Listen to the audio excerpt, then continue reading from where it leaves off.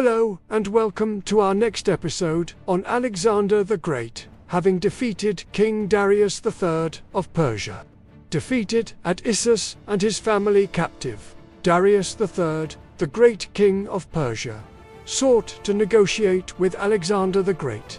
What followed was a remarkable exchange of letters.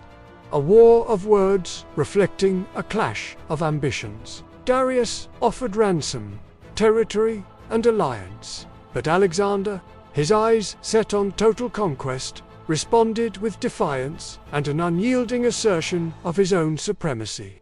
This was a battle for legitimacy as much as for empire.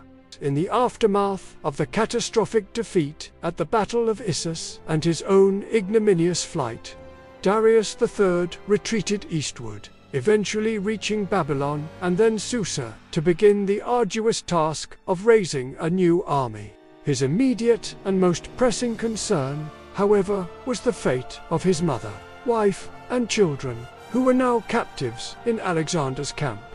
Desperate to secure their release, Darius initiated a diplomatic exchange with the young Macedonian conqueror. Sometime after Issus, while Alexander was campaigning along the Phoenician coast, Darius sent his first letter.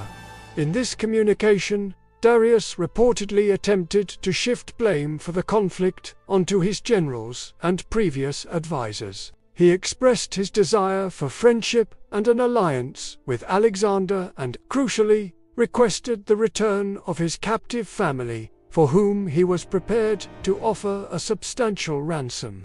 The tone of this initial letter, while conciliatory, may still have carried undertones of a monarch accustomed to being addressed as the great king, perhaps not fully grasping the extent to which the tables had turned. Alexander's reply, dispatched from the Phoenician city of Marathus, was anything but accommodating. It was a masterpiece of propaganda, disdain, and unyielding assertion of his own superiority. He began by recounting a litany of past Persian aggressions against the Greeks, invoking the invasions of Darius I and Xerxes and the burning of Athens, thus framing his own campaign as a long-overdue war of revenge. He went further, accusing Darius's predecessor, Artaxerxes III, Oxus, or Persian agents, of involvement in the assassination of his father, Philip II, a potent but unproven claim designed to legitimize his war personally.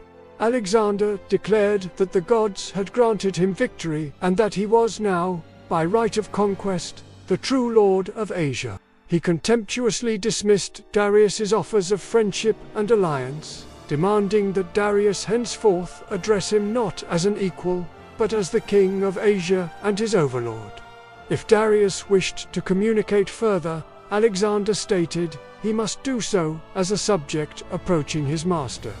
Regarding the royal family, Alexander assured Darius that they were being treated with honor and respect, but he made no offer to return them under the current circumstances. He concluded with a stark challenge.